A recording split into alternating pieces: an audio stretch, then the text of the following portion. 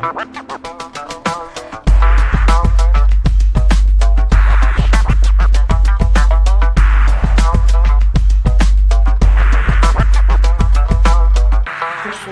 Podcast.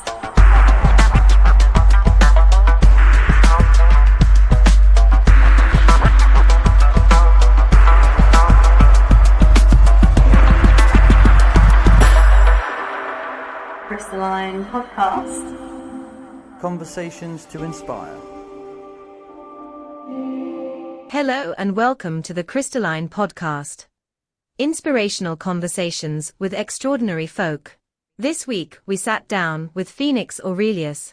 Buckle your seatbelts. This one is a wild ride. Okay, welcome ladies and gentlemen.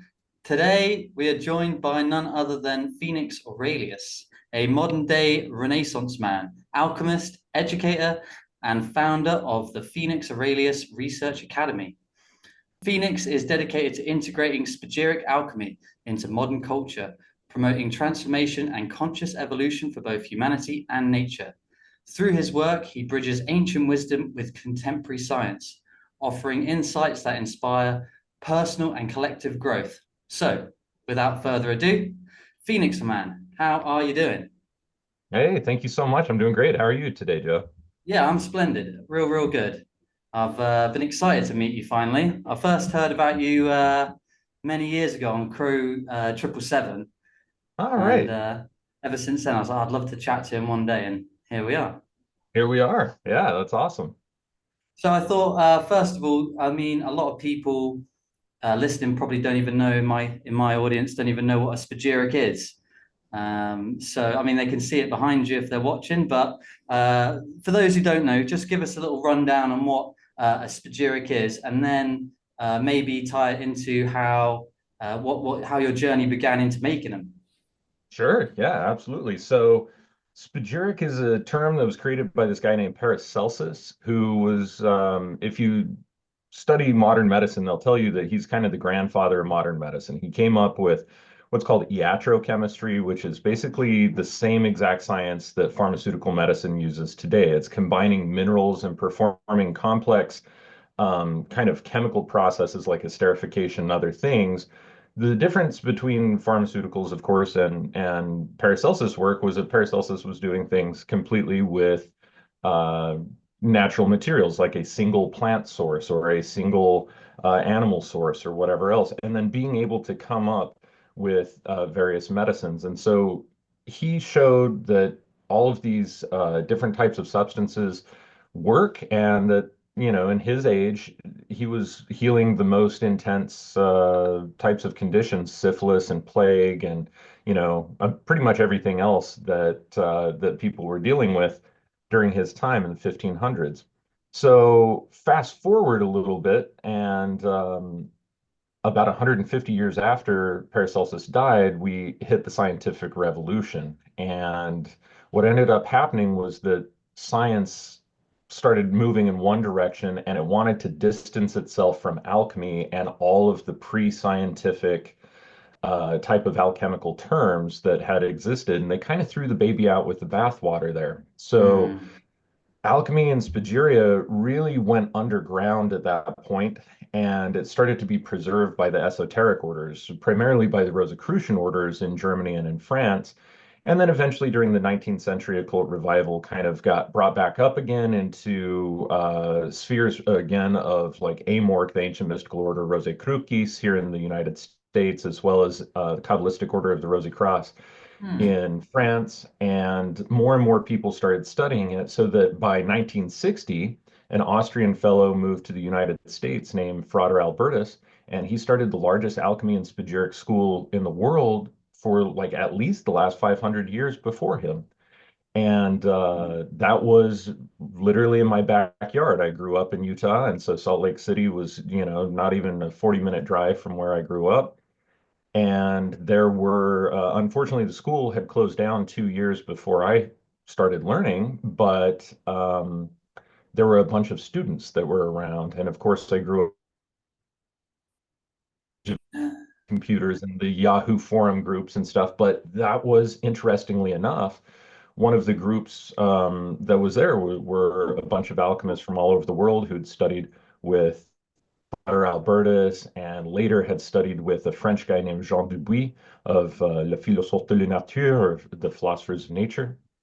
And so, yeah, at any rate, I ended up kind of picking it up. So Spagyria is an entire art form, the way that it was discussed by Paracelsus as a medicinal art form, no different than what you would think of as, say, Ayurveda or traditional Chinese medicine. The only difference is that its entire theories, its entire pharmacopoeia, its entire everything was created by one single man in the course of a 43-year-old lifetime because he was That's bashed in the crazy. head from behind and killed.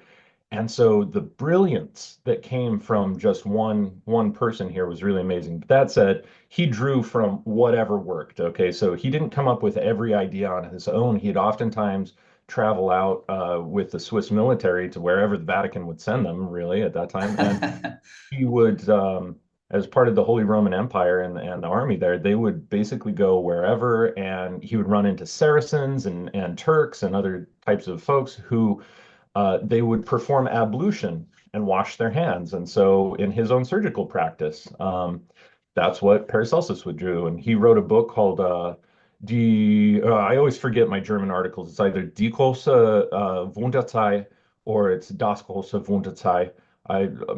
My German is actually quite shit. But um, that being said, he wrote all about these different practices of performing ablution, just washing the hands, and how that will actually help to keep the surgery clean.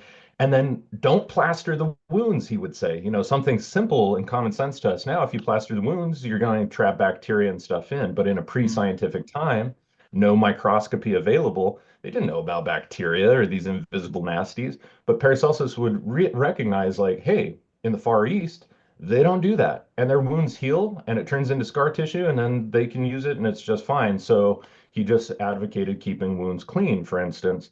And so he took whatever worked, and it didn't matter if it came from, the wives and the old wives' tales and the folk cures and whatever else. He would take what worked and then fit it into a framework of alchemical philosophy for how and why it worked, and ended up passing on an entire huge pharmacopoeia that spans, very, very advanced medicines, but then also psychological things. He was using mantras essentially. He was using these little Mm. diagrams he would draw for his clients of like a flipping picture book, like as we would use as kids. He Mm. would like, draw little stick figures and each one would, the arm would move a little bit so that when you flip it, the thing has action. He would do that for Mm. his clients, basically a moving mandala, a live action mandala that would help to retrain the soul. And his whole concept was that what happens above happens below, and that there's this higher aspect of the soul and there's a physical body, and that both of these are absolutely necessary, and a spirit kind of mediating between those two. And at least the higher and the lower reflect each other, and that they need to be brought into balance in order to have complete holistic health. So Mm. he was a very revolutionary guy. And so when I got into alchemy, I started looking into his works because everybody quotes him, but they don't know a whole lot about his medical theories. They didn't dive into that. They didn't talk about that. It was just like little select bits of his work where they would take things even out of context sometimes just to prove their point. And I got thinking about it one day and was like, I just really want to dive into Paracelsus' work and see what he said and go that way. And ever since then, I've specialized in his work because it is so fun to read and fascinating. He was a very interesting character, and it's kind of consumed my life, and I've kind of picked up the pieces where he left off, after he died, for maybe 100 years after that, what they called chemical medicine, which was spagyric medicine. They just called it chemical because it was using chemistry at that time. Chemistry wasn't a thing, but chemistry with a Y was, and it Mm. was basically like alchemy, but at a certain point, alchemy turned into chemi, which then turned into chemistry, and this was at the point of chemi. Ah. Um, And so, with that being said, the chemical doctors were healing all sorts of things, particularly in England and in France. Historically, we refer to them as the Paracelsian physicians, and they were just as effective as Paracelsus was. But again, the scientific revolution threw the baby out with the bathwater, and they started, doing entirely new types of chemical formulations and chemistry. They primarily wanted to, by the mid 1800s, they wanted to learn how to use oil refuse in all of the products from making petroleum products Oh in yeah. order to make medicines. And that's where the modern pharmaceutical industry was born by 1914. You start to see huge investments. Primarily, we call this Rockefeller medicine today. And it just completely overshadowed Paracelsian medicine. So, a big part of my work has been to dig this out of the historical past, remake the entire pharmacopoeia, run clinical trials on individuals, and then also take the entire medical theory as it was posited by Paracelsus, bring it up into the modern day. Of course, we have microscopy, we have understanding of different things that maybe were completely off of the board. We have a lot new technologies and therapy styles and other things that can all fit into the filing cabinet of those theories. They just needs to be updated and modernized. And so for my part, that's essentially what I've been doing. And I hope that before the end of my days, I'll be able to train hundreds and hundreds of people in this style of medicine and make it an equally viable alternative to something like homeopathic medicine or traditional Chinese medicine or Ayurveda or whatever in the future. That's awesome. I'm super inspired just even hearing you say that. I hope no one interrupts you by knocking you over the head or anything like that, but you carry on doing what you're doing.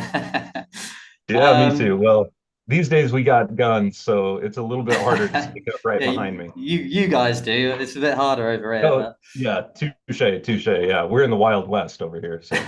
well, just a quick one. I mean, I don't know if this might be going in a bit too deep, so just like tell me this is for another time. But I've always struggled to know what is the difference between or correct me if I'm completely wrong, but I hear that you can make spagyrics from like minerals as well as Mhm. like plant compounds. And what would like I kind of get the basics of splitting the plant into like three components and recombine it. But how does that work with like 'cause I don't know how you ferment like a rock, for example. How does that work? Yeah, brilliant, brilliant question. So typically, rocks and stones and more hard substances, they definitely can ferment and they can putrefy under high conditions because it's all about bacteria and fungi and archaea. And every different Sorry, material, sorry to interrupt. Archaea being a class of their own. oh. So are also eukaryotes, just like fungi and bacteria, but they are literally an entire class of their own. They're called archaea, and they oftentimes are single-celled organisms like bacteria, but they are oftentimes what we would refer to as extremophiles. So, like Hmm. methanogens, for instance, are Oh, okay, yeah, yeah. The ones that live those. underground in these like gas pipes and stuff like this. Exactly, yeah. I mean, we even Right. have the human microbiome, though. Hmm. So, like for instance, a lot of people 1990 to 2010 were diagnosed with SIBO, and the awareness of intestinal bacterial overgrowth went crazy, and all these doctors were just prescribing massive amounts of antibiotics, especially like ciprofloxacin and all these other ones that can cause what's called flox damage or fluoroquinolone toxicity. Oh, yeah. And they were getting, trying to address these intestinal bacterial overgrowth. And over time, over a period of 20 years, it's like, well, I have to give my patient um, these antibiotics like every 2 months, 3 months. Otherwise, the infections return. They couldn't figure out what was going on. Well, the Hmm. problem is that it's not a bacteria at all, and archaea are absolutely so resilient that it's not even going to touch them. But what ends up happening is that if somebody is dumping too much bile from their liver into their intestines, bile acid would literally eat through the intestinal walls unless there was some protection mechanism. And so your microbiome, being really smart, comes with Methanobrevibacter. And this is a type of archaea that is essentially able to decompose those bile acids and break them down, and it's the only one that can. But in so doing, it ends up producing a methane gas, which itself is somewhat toxic. But it stops your intestines from being completely eaten open, and Yeah, so right. it keeps you alive. It just gives you some rather terrible symptoms. And so these days, there is a new term. Sometimes people do have bacterial overgrowth, but sometimes they have what's called methanogen overgrowth, and that's where that whole thing came from. That's archaea. Mm, So anyway, you talked about minerals and stuff. So archaea, bacteria, fungi are found in soil samples every single place where we would mine these various metals or various minerals, like whether we're talking about quartz or whether we're talking about some sort of aluminosilicate, or whether we're talking about our elemental metals like gold and calcium and all of these others. okay. So with that being said, we can ferment those, although those pathways are not really as effective in creating medicines as making very advanced solvents that are capable of extracting those things. And in that, we call that in alchemy the via umida. It's a Latin term that means the wet way or the wet path. And that's the path of using corrosives and solvents in order to extract the medicinal components. And much like pouring alcohol over an herb would tincture that herb, various different types of solvents over various different types of metals or mineral materials will be able to tincture those things just like alcohol Mm, would tincture herbs. So we make very advanced solvents. And some of these are ones that the alchemists came up with that are now included in chemistry, like naphtha, diethyl ether, aqua regia, all of these different types of solvents. So that's how we would approach it through the wet way. There's also what's called the dry way, or in Latin we call this via secca, and that means the dry path or the dry way, dry method. And this is where we would basically take usually some form of an acid. Acetic acid is really common because it was abundantly available in Europe. Everybody's making wine, which means that even if accidentally, they're also making wine vinegar. And then this wine vinegar ends up having a certain amount of acetic acid in it. And the alchemists found out, like, oh, if you let this freeze in the winter and then separate it out and then do some distillations, now you have what they call glacial acetic acid. And if we take an oxide of a metal, like, you take gold and you roast it over a fire until it turns into gold oxide, or you do the same thing with, say, antimony, or you take rust, which would be iron oxide, and then you can dissolve it into the acid. And the acid will react with the metal because the metals are very basic, and the acid, of course, is acidic. And so it creates this acid-base reaction. And then what ends up leaving is either the carbonate or the oxide component. So you either get oxygen gas releasing or carbon gas releasing during this chemical reaction. And what will end up happening is that you form a metal acetate. The acetic acid is the acid part, and then the base part, and they form together. So you might have iron acetate or lead acetate or gold acetate.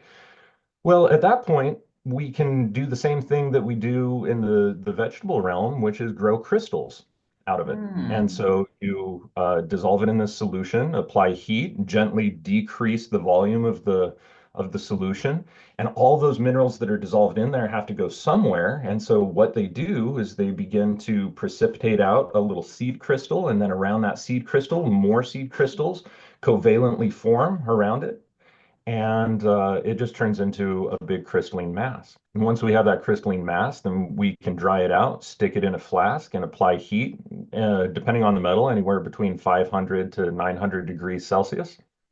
And you just are smoldering a powdered metal acetate material in a flask. And so what ends up happening is that just like anything that you start to burn, it puts off vapors. And the first thing to come over is going to be typically the moisture or the water that comes over. And then after that comes over, then you get this kind of yellow smoke. So the water, when it comes over, is kind of like a white vapor cloud. The yellow smoke starts to come over, and we consider that to be the air fraction of the material. And that continues for the vast majority of the time. And then near the end of the distillation, you get this really thick orange, sometimes red smoke that forms. And when that condenses, it turns into a little oily red drop. And so sometimes, depending on the quantity of fire that a metal has, it might be more than a drop, but usually not that much Hmm. more. And this is called the fire fraction. And then what stays behind in the flask is your charcoal, is your earth fraction. So essentially you have your water, air, fire, and earth fractions, and you can put those together and work with those very much so in the same way that you could do in the vegetable kingdom, especially if you follow procedures like from the text called the Golden Chain of Homer, or also Isaac Holland also has a lot of pathways of dry distillation as well. And so we can follow either of those pathways that we learned in the vegetable kingdom and just continue straight through with minerals. And of course, animal materials are very much so the same way. In fact, they're kind of a bridge between the minerals and the vegetables because, like shell, right? You go out and you get a shell, that's like calcium, tons of calcium in there.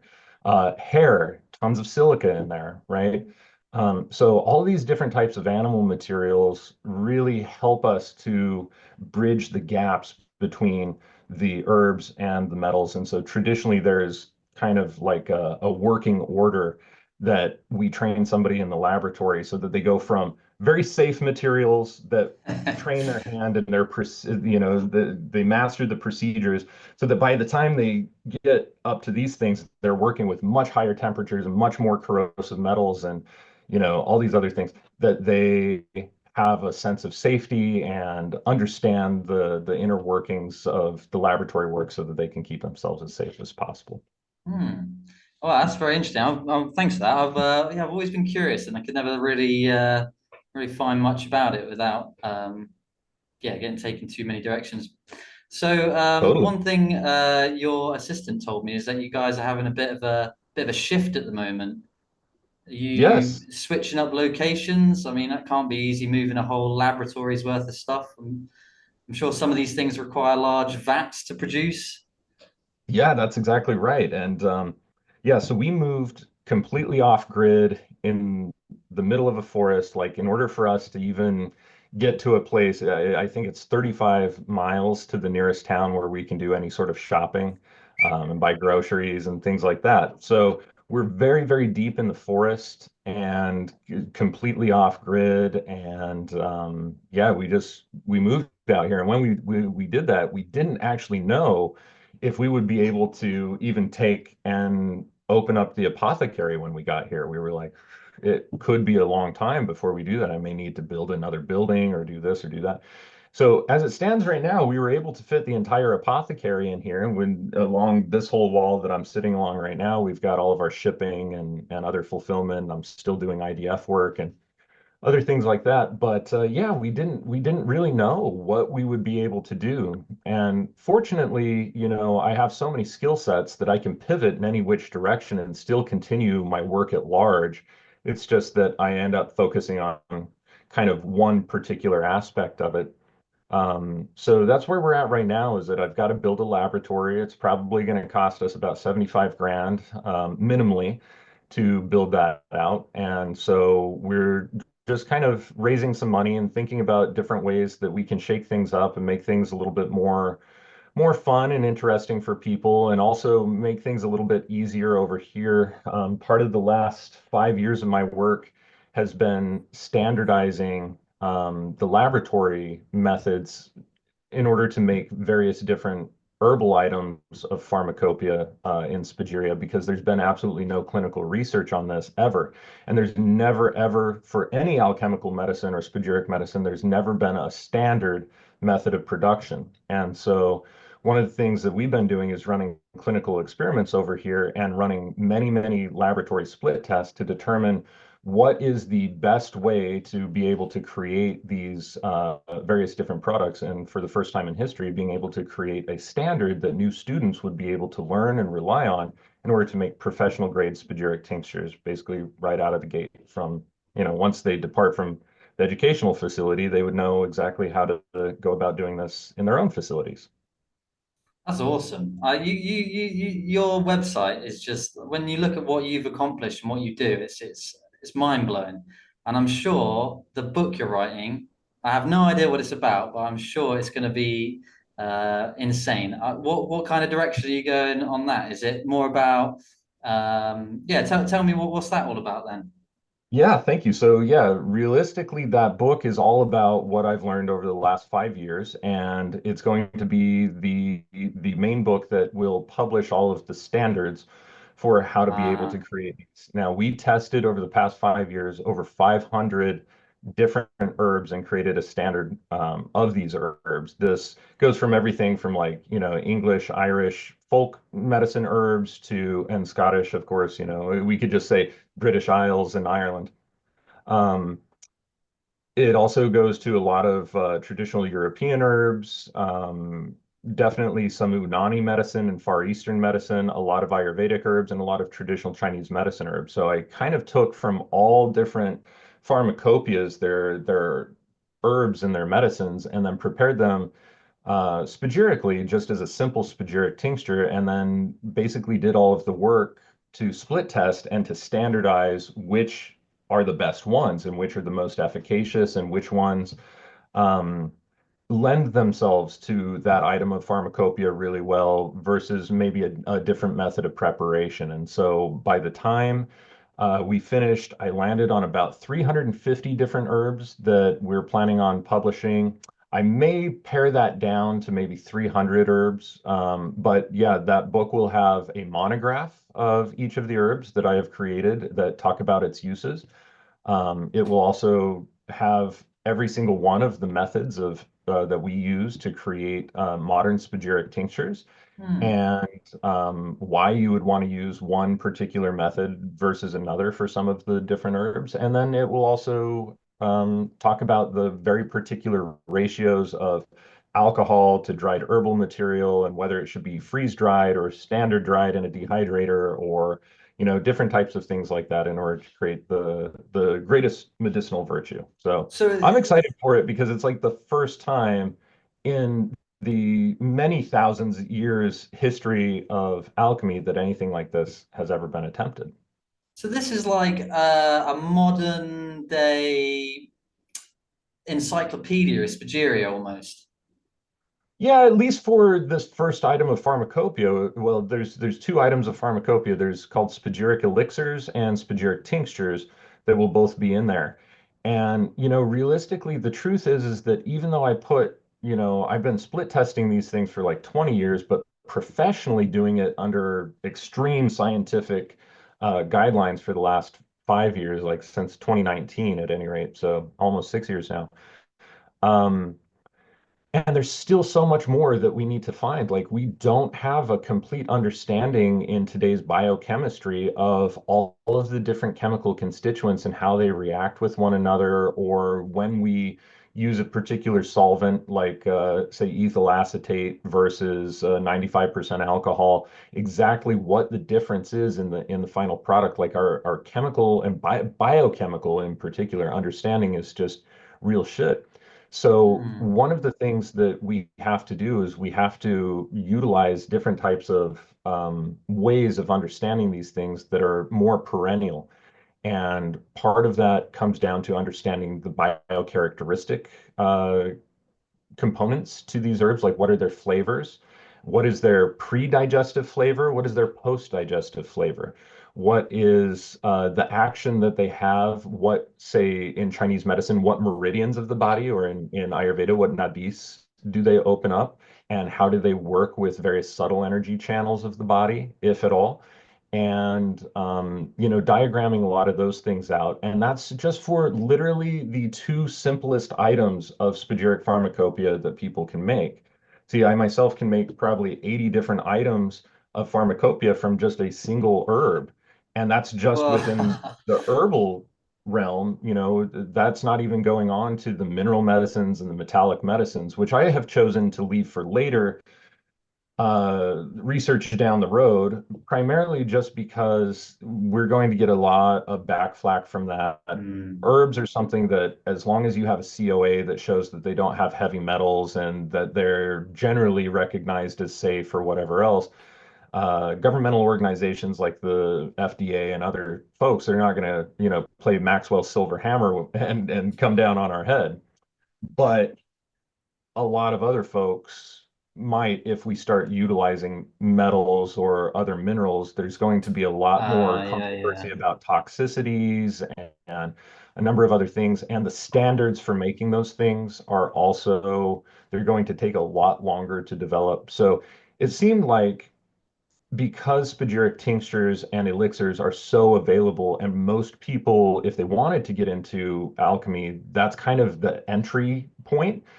It seemed to make sense to me to start there with the standardization so that we can have more practitioners do that. And as there are more practitioners that are doing that, eventually people will come to realize why they would want to pay so much more for these other more complicated items of pharmacopoeia to make. Whereas right now, it's an economic barrier where people see like, oh, well, that medicine's just made out of rosemary. Why would I pay $400 for a 5 ml bottle of that?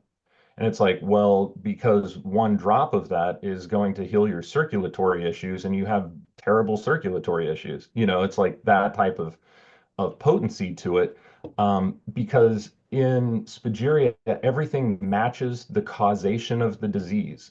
So, we will find herbs that have a particular action, maybe, but we have to use a method of extraction that isolates the component or components of that herb and its intelligence that match the components of the disease that the individual might actually have. And that's not always physiological. Oftentimes, that's a spiritual or a psychological type of thing. And so we have to, as alchemists, understand how to be able to elicit through various extraction methods these more psychological components out of the herbs and to work with those in order to treat the root psychological cause of the clients or the patients that we're working with.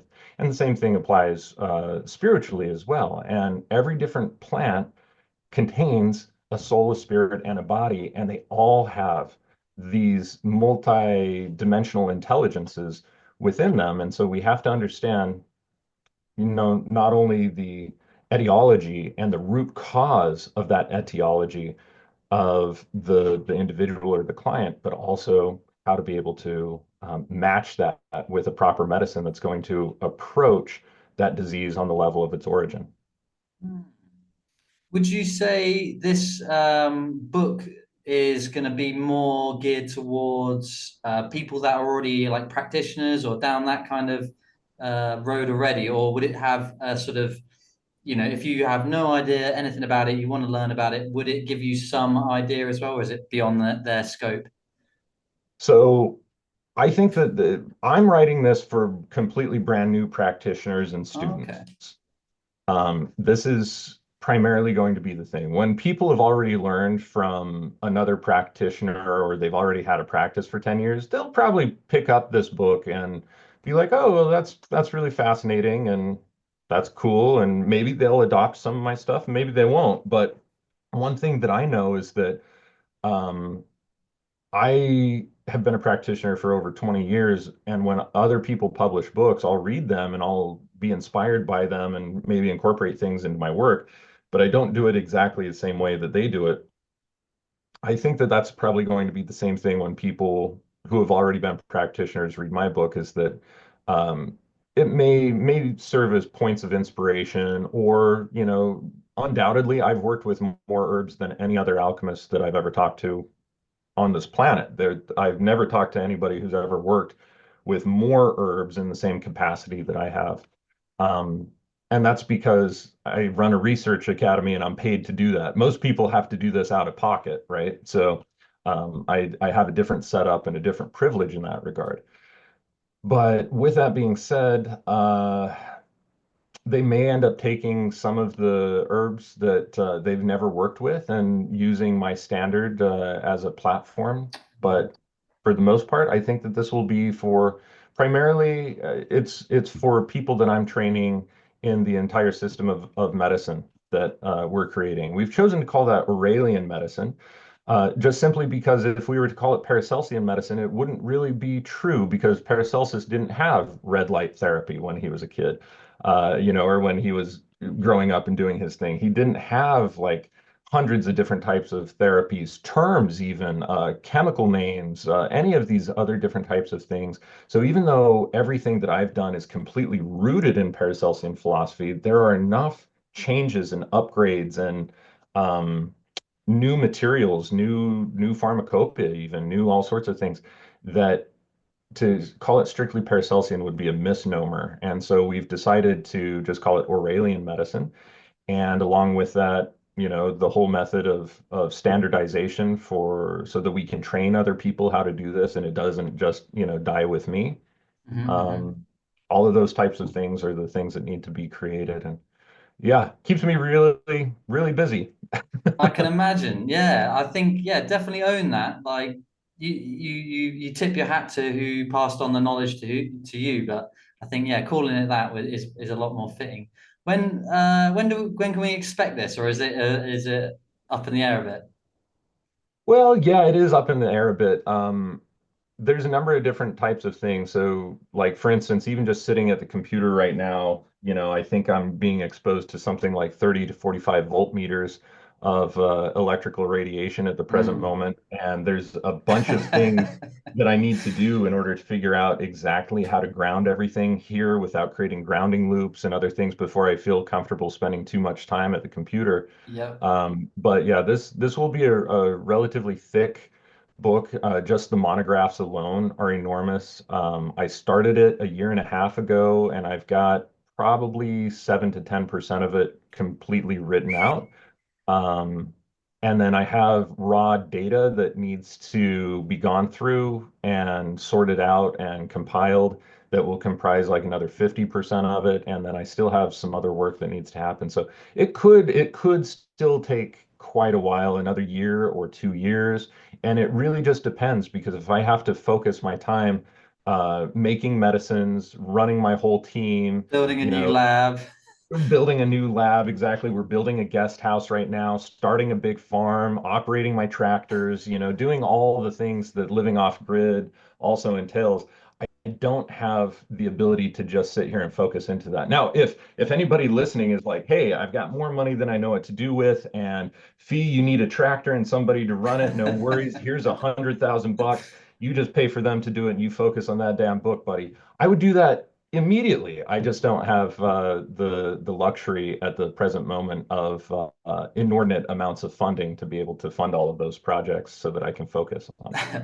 That's understandable. Well, hopefully someone listening might be able to do that, but it'll probably come at the right time, I reckon. Um, Everything always does. you touched on the fact that you're sitting there with some volts knocking about. That tied into something I wanted to get your understanding on. So I wanted to know, you obviously work with intrinsic data fields, which I'm not very familiar with, and so I'd like to know a bit more about that. But also, I'd like to get your personal opinion on like EMFs in general, maybe the big 5G, and if you've got any spagyric remedies or anything else that you recommend to mitigate this like modern phenomena that we have to deal with. Brilliant. Yeah, that's a great question. Okay, yeah. So let's dive into the EMF component first. EMFs are absolutely everywhere. Hmm. And realistically, it's not all EMFs that we need to be concerned about. It's the spectrum of what we call NN-EMFs or non-natural EMFs. So these would Yeah. be anything that is essentially coming from man-made electricity, not so much in the style of Tesla electricity, and also not so much with DC electricity. But when we have alternating current electricity that is not running in Tesla style by using wave amplification of resonant systems or what we call resonant amplification, then what ends up happening is that we have all of this background radiation. So here in the United States, for instance, we even have a ground plug, which most of Europe does not.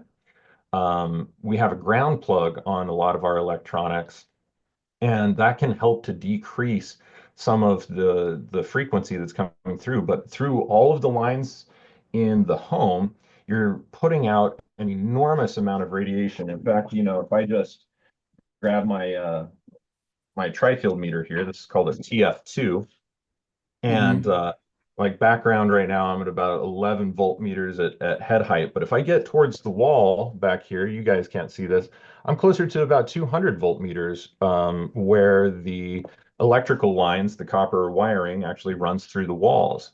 And that should be operating at about 60 hertz sine wave, which is happening all the time. And that's really quite biologically hazardous for us because we are electrochemical beings. Everything that is alive is electrochemical, which essentially indicates that it requires electromagnetism, natural electromagnetism on one hand in order to work properly, and then those electromagnetic signals will trigger chemical responses inside of the body. And together we refer to that as electrochemical. And the entire human nervous system, including the brain, requires this. The human heart requires this. The human fascia requires this. And fascia cover literally and surround every single organ inside of the body, and our cells require this as well. In fact, we part of what keeps us alive are our electrolytes, and those electrolytes are you have four main ones of sodium and potassium, and oftentimes we hear about the sodium potassium pump and how important that is, but there are many other biological functions that are necessary there, as well as calcium and magnesium. And then we also have iron, copper, zinc, and bicarbonate, and phosphorus, and there's one that I'm also missing um, in there, chloride.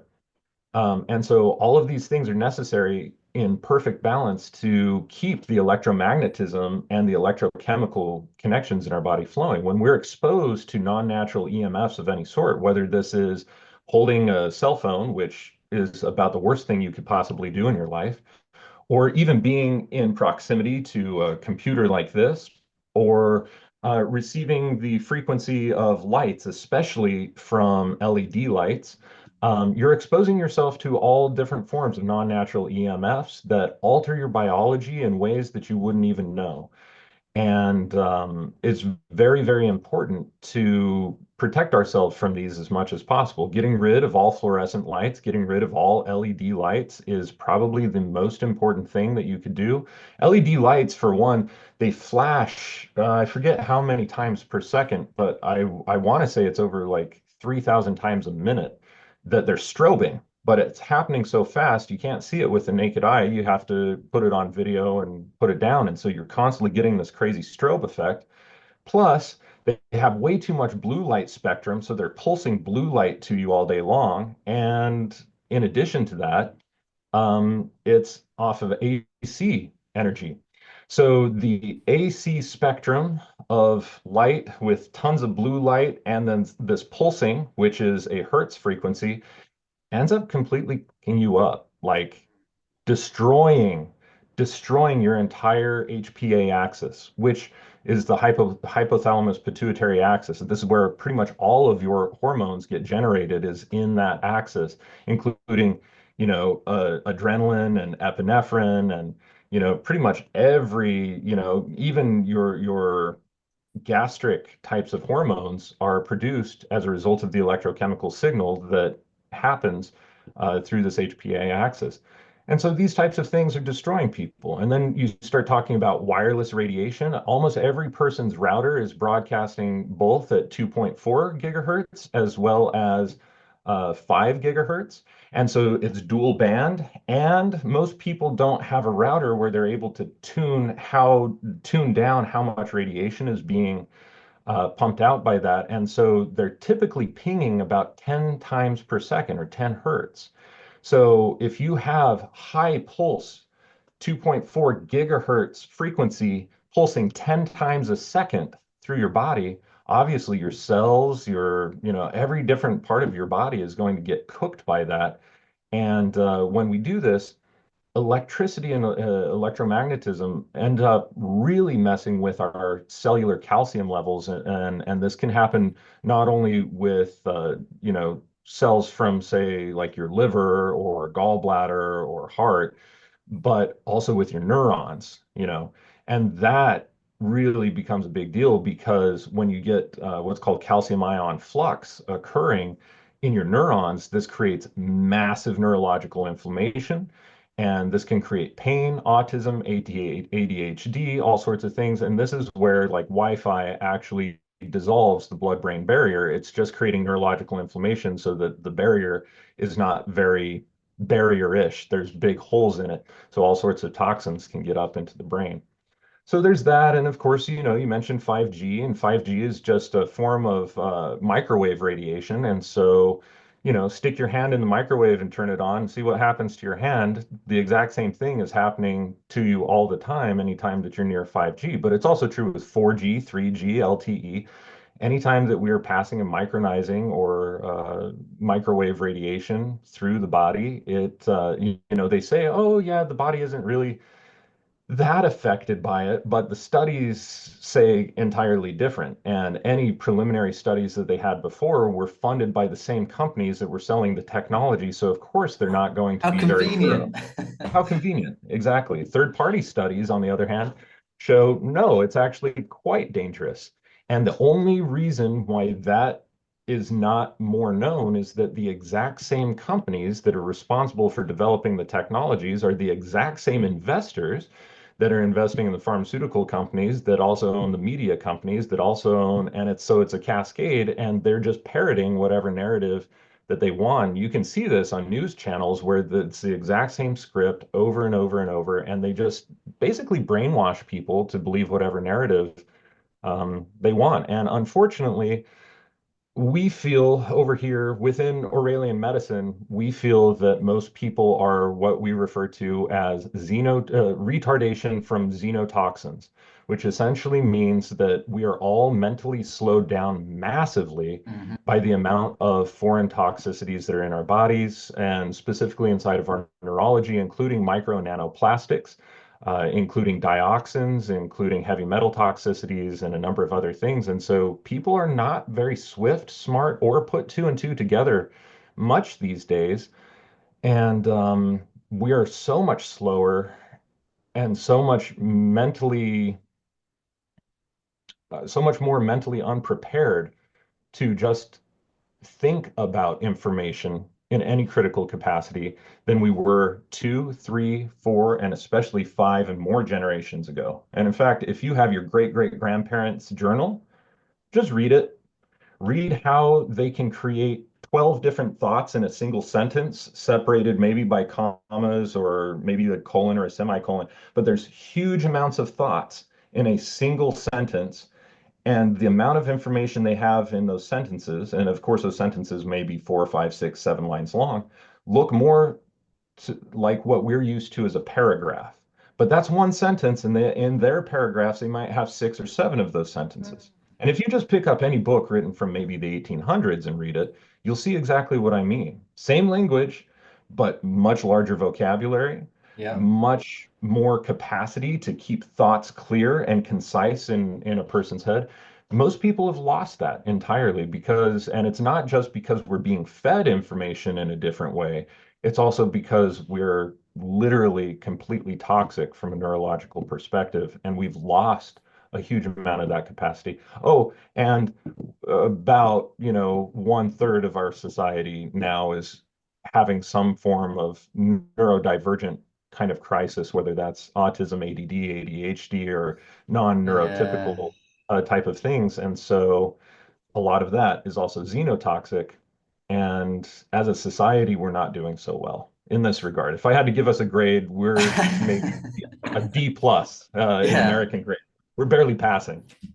Yeah, it's definitely a problem. I mean, I like it's just I feel like we've got some ancient wisdom that can definitely implement into our lives that we have access to, but our ancestors didn't have to deal with these random things that we're constantly bombarded with. So I think one of the things I'm focusing on a lot at the moment is trying to understand more about light, like healthy, like light nutrition, I've been tipped off, which I've got to go do some research on, about a gentleman who's come up with a new type of monitor that doesn't run in the same way, and he's been trying to be. They've tried to buy him out just I bet, like yeah. to bin it. So that's kind of my sort of thing at the moment. I don't know enough about it, but I'm always all ears for stuff we can do about EMFs, and plastics are a huge issue. And then like metals, I feel pretty confident on with the what are they called? What are they called? What's the thing called? That you get rid of.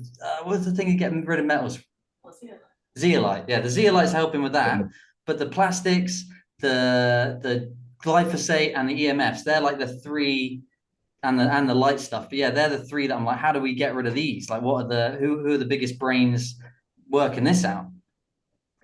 So I made in from 2023 to 2024 New Year's. My New Year's resolution was to figure out how to take care of forever toxins, or what we call forever chemicals, PFOAs, PFAS, other different types of polyfluorinated substances, as well as microplastics inside of the human body, as well as in soil. I wasn't able to complete all of that in a single year, but I am pleased to You're announce crazy. that after 2 years of study, I now have a pretty firm grasp on that. So the thing is that we have to incorporate for our lifetime. This will never be something that we stop taking. We have to incorporate modified citrus pectin, and we have to incorporate particular forms of zeolite.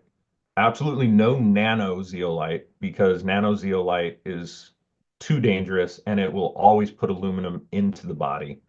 So we can't be using that. And unfortunately, most of the forms of zeolite that are out there that talk about, cellular detox are nano, and they're hurting people more than they're helping. That being said, zeolite itself is not created equally.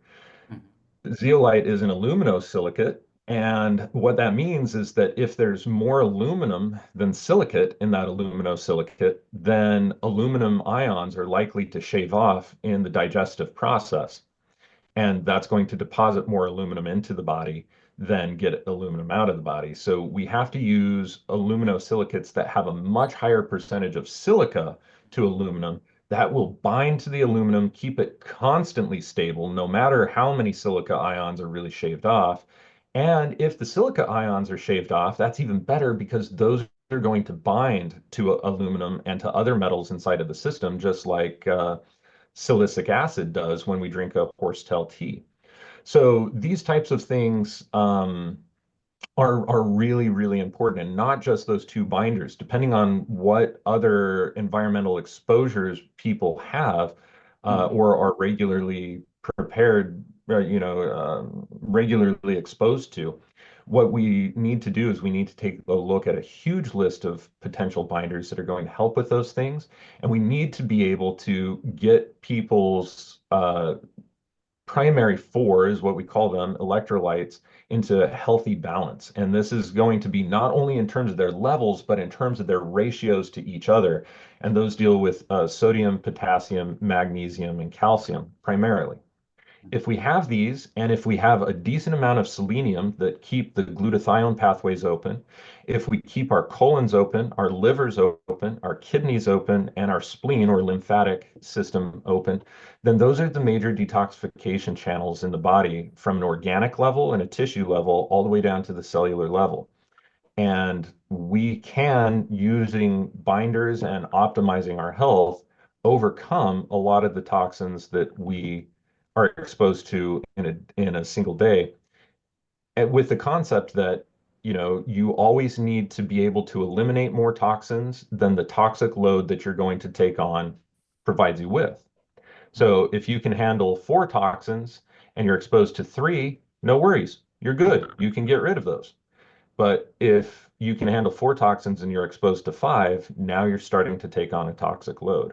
And so what this really means is that every single day, the forefront of everybody's mind must be on decreasing their toxic load. Absolutely no polyester or acrylic or other sorts of materials in their lives.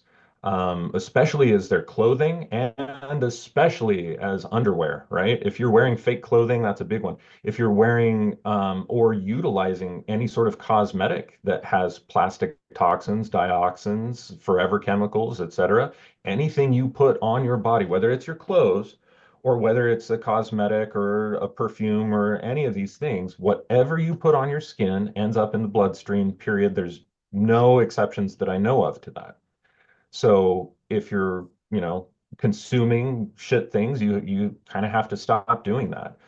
Insofar as foods, we have to get away from all chemically contaminated foods. And if that requires a person to grow their own foods, and to be able to utilize archaea and bacteria and fungi diligently in the garden, as well as various different enzymes and other things in order to break apart and perform biochemical transmutation on heavy metals from chemtrails and other things, and so be it. But we need to take accountability for our health.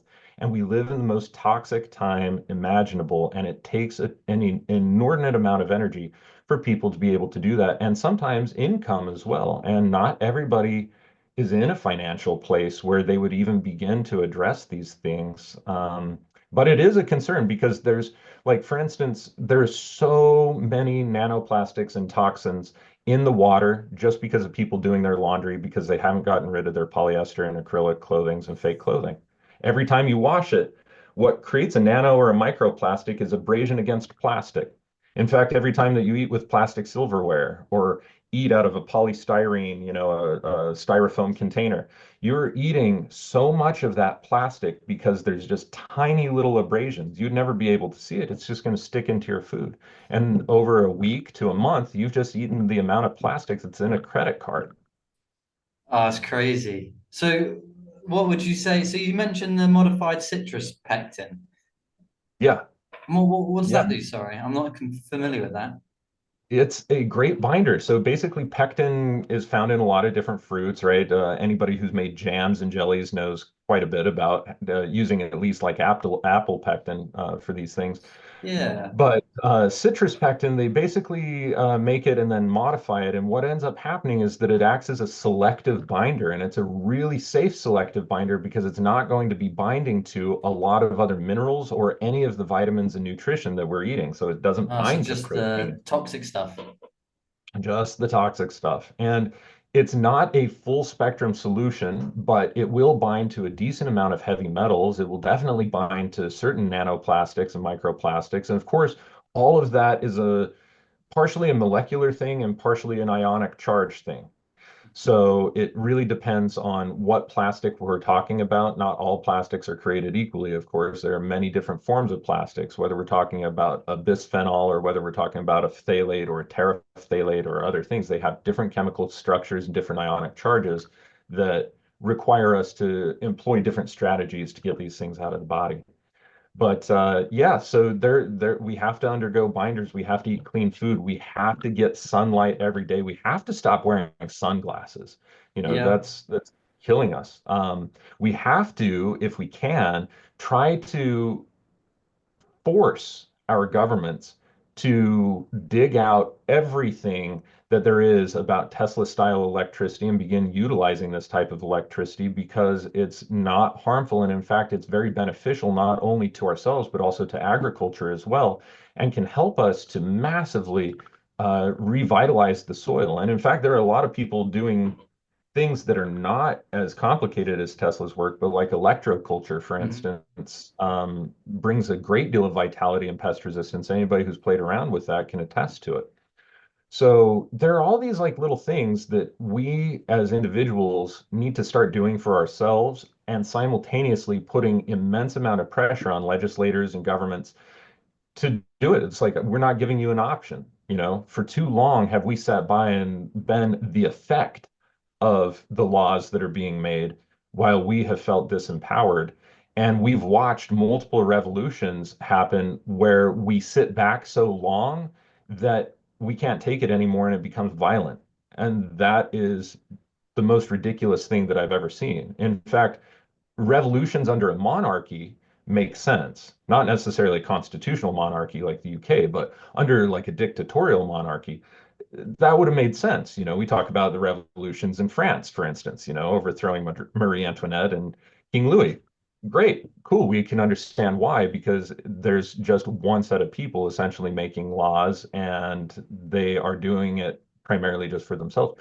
But when we have representatives and we have governments that, we should have legal representation and proper representation for our lawmaking, we need to really demand that things are done differently, or we need to start creating repercussions for folks. So like here in the United States, for instance, we vote our senators and our legislators in, our congressmen in.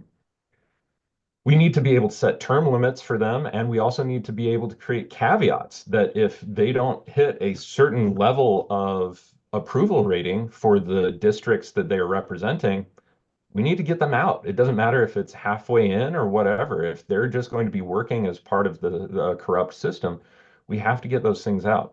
So, our governmental systems, we need to be thinking about this. And I think that we could probably utilize some of the systems that are in place. But I also see that once people start thinking about this, it's not going to be more than maybe 5 to 10 years at the current rate of evolution before we entirely step away from the systems of government that are in place, because they were developed 200, 300 years ago, and they're really not that effective or modernized for what we're looking for. The ancient Greeks, they were constantly thinking about what form and forms of government would be the most ideal. Everything was philosophical. We've stopped getting philosophical, but it's important that we philosophize about these things, because that's the creativity that is necessary to create the next iteration of things that are going to serve us better based on our present needs. I feel like it's just going to get to a point because they're so stuck in their ways. I mean, your optimism is infectious, but I feel maybe I'm a little too black-pilled, but I feel like it's going to get to a point where there's just pockets of us that are doing the right thing, got the food, working together, and it's just going to, if you want to live in the crazy with the thing and the 5-minute cities and all this nonsense and have your GMO chemtrail sun, I mean, I don't know if it's just going to get to a point where they're over there having a bad time and everyone wants to come and join the party, basically. I don't think, I mean, my own personal stance on this, you can talk about my optimism being infectious, but let me also talk about some realism. I don't think most people are going to be able to survive over the next No, 15 years. yeah, I think it's going to Um, be a rocky road for sure. Yep. I mean, I have already seen just here in the United States a decrease of no less than 15% of our native population. And in fact, a huge reason why some people theorized that we had such an issue with immigration was so that we wouldn't notice that so many people were missing. And Same thing happened in England, mate. It's yeah. I mean, I can't really talk about it because I get quite like angry and a bit upset about it. To be fair, because I don't I think can't most blame people you. are even aware of it really. And if you can't really talk about it, because otherwise, then you're not a friendly chap. Do you know? Yeah, exactly, exactly that. And oh, yeah, well, don't get me started on that one. And in fact, to prevent this video from getting blackballed, I'll kind of steer in a slightly different direction. But realistically, the thing is we have a mass die-off happening, but not because we're in a mass extinction per se. It's Mm, very much so engineered, and it's very mm. much so manufactured. And the more details that we look at, the more it becomes undeniable. As a very highly skeptical person, I first take a look at these things as just ideas and say, oh, okay, well, that's an interesting idea. This person says this. They say, read these resources, read these, check into this, and then tell me what you think. You'll look into those and you'll say, oh, okay, that's interesting. And that's usually just barely scraping the surface. If you follow your due diligence and take a look at all of the other research papers that might go into those things, you can begin to see, like, ooh, yeah, most people here are in a real world of hurt. But beyond that, let's go even more doomsday, right? Because right now we're in solar cycle 25, and we have about 35 to 40% of a weakening of our Earth's magnetosphere. I know not everybody agrees with me on this. I know that there are huge FE communities I and was just about to other. say, where are you on that thing? On that, are you a bull I'm person, flat person? I am definitely not on the flat spectrum. Fair We'll enough, fair call it enough. that.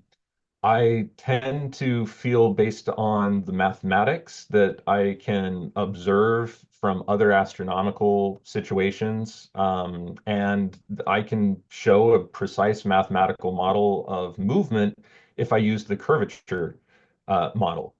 I cannot do that or have not seen any mathematical models or any philosophic models that have any significant evidence to them that I feel is compelling enough and not explainable through other physics enough to get on the flat Earth bandwagon at this time. Okay. Although all it takes is somebody going out and showing me their, ice walls or go into the atmosphere and show me what you see. And if you see that it's all flat, I mean, these things are really easily provable, actually.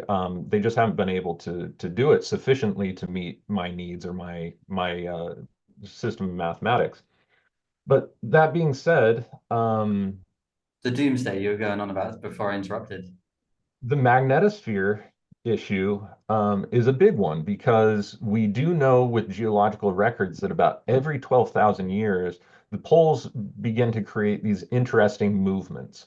It's not always like a complete flip, the way that we would think like, but they'll move and they move by series of degrees in different ways. The best science that I have right now would indicate that we are due to move about 15 to 25 degrees, the magnetic North Pole, or magnetospheric North Pole, I should say, within the next 15 to 25 years. Definitely no more than Oh, 45 years. And there's a chance that this could happen in as soon as 5 to 7 years from now. More likely to happen 15 years from now, but there is a chance that it would happen that soon. Now, if that happens, that could be cataclysmic. We don't know everything that that's going to entail, but with our weakened magnetosphere, if we get, say, an X 1.1 even, which is so there's multiple different grades. There's M class solar flares, which are medium class solar flares. There's low class solar flares. Those are called C class solar flares. And there's really big ones. We call those X class, and they only go up to X 9.9. Well, we've already had numerous X class solar flares this year already, and we're at 40% decreased magnetism. I don't know if you follow these things, but we've had numerous different proton storms that have happened, and we've had I think we're in the middle of a geomagnetic storm right now. Let me just take a look. no, I'm Yeah, not. I'm so not too familiar with it, to be honest with you. okay, so basically what ends up happening is that solar flares and coronal mass ejections happen from the sun, all these sunspots, they kind of explode. Well, plasma and these high plasma winds travel through space and they come up towards us. And now our planet has a magnetosphere, which is essentially like a magnetic shield. And when the high proton, low electron plasma ends up hitting our our magnetosphere, it displaces according to the intensity and the amount of solar radiation that was just ejected from the sun. What ends up happening as a result of that is a major displacement that alters the Schumann resonance, which is a 4.5 hertz, isn't it, or something? yeah, it's more like seven point That was well something off. hertz, 7.8 hertz, I believe. But yeah, that's what it was very consistently for a very, very long time. The Schumann resonance has all sorts of strange anomalies, though, and has over the last 20 years. And they're trying to figure out, like, well, why is that one happening? Well, we now know why it's happening. It's because the magnetosphere has been decreasing immensely in its strength. And like I said, from just 1952 or 54, I think, when we started studying these things, it's 40% decreased almost. It's like 37 or something like that percent decreased in its strength. When that gets to 50% decrease in strength, a single solar flare, an X 1.1 solar flare, will be able to not just rain down proton storms like they have this year, which are primarily around the North Pole and the Arctic. What's going to happen instead is that it creates a highly plasmatic environment inside of the ionosphere. Uh, Refer to Exhibit A. I want you to imagine lightning consistently and so bright that it's actually pink and almost red and hitting about 40 strikes per second almost everywhere on Earth simultaneously, Oh, and maybe continuing for weeks at a time. So we're talking severe fires and other things. But once that electricity makes its way to the ground, then there's this thing called the global electric circuit. And this is the circuitry of the Earth itself that kind of keeps tectonic plates moving and working in all the right ways, just like we in our fascial network have piezoelectricity that causes it to work. That's what the global electric circuit is too. It's a piezoelectric thing.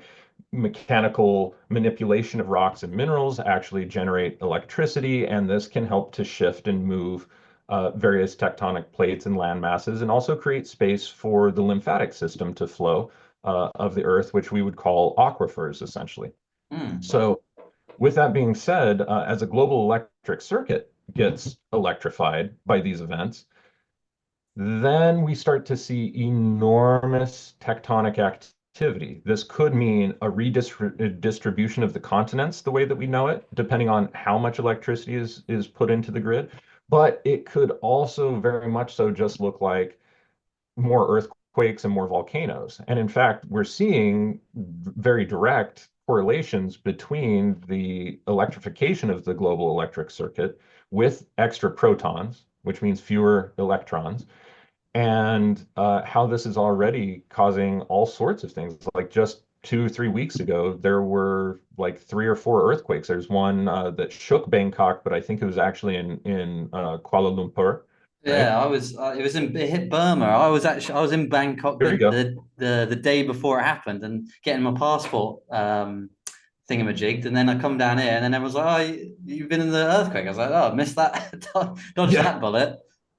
So, there was one there. And then the next day it was in Tonga. And then we had a huge tsunami, or maybe it was, yeah, I think it was a tsunami that was on its way to the West Coast, the Northwest Coast in Oregon, here in the United States. And Mount Adams in Washington State is looking like that's going to blow here before long.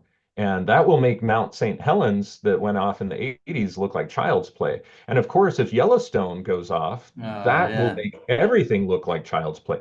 So we have legitimate concern about the electrification of the global electric circuit and all of the other ramifications of space weather things. And what we're seeing from a fossil record looks like this happens pretty regularly. It's not just a like, oh, why is this happening right now? Or is this due to human behavior? No, this is independent of human behavior. So I see two things happening. One, humans are massively toxifying the environment, but that's not what's creating climate change to the No, severest degree. no. Yeah. What's creating climate change, it appears, is actually the shifting of our North Pole, which, as that changes, the direction of us facing the sun changes, which means that all of the continents and where we're used to them being is also changing. And they just barely started publishing this data publicly in like Time magazine and stuff last month. But Mm. we've been able to follow it from the scientific journals for over 10 years. But now they'll show you like, oh, look how far in 1880s in during the Carrington or 1850s, whenever the Carrington event was, here was where, everything, here's where our magnetospheric north was. And now you can see it moving from where it was at the North Pole. It's all the way deep into Russia right now. Yeah, I was It's gonna. over Yeah, 35 degrees change. I was gonna say. Last time I heard about this kind of stuff, I saw that it was in Russia. I Yeah. mean, like realistically, I mean, a part of me gets like this is some sort of there's some sort of like not biblical, but there's some component that's like I can eat as healthy as I want, but if this comes and resets everything, I've either got to go find that blooming stone empire tunneled out the landmass and go hide in there, put a door on Or it. Or you come to terms with your own mortality and say, how Exactly. do I want to spend whatever time that I might have left? And for me, that was what this really came down to. This happened for me seriously during eclipse season of 2024. My wife and I sat down and we looked at all of the scientific data and we said, you know what, the chances of this happening within the next 10 to 15 years, 7 to 15 years realistically at that point, I said, is about 100%. 95% at the least. So, Blimey.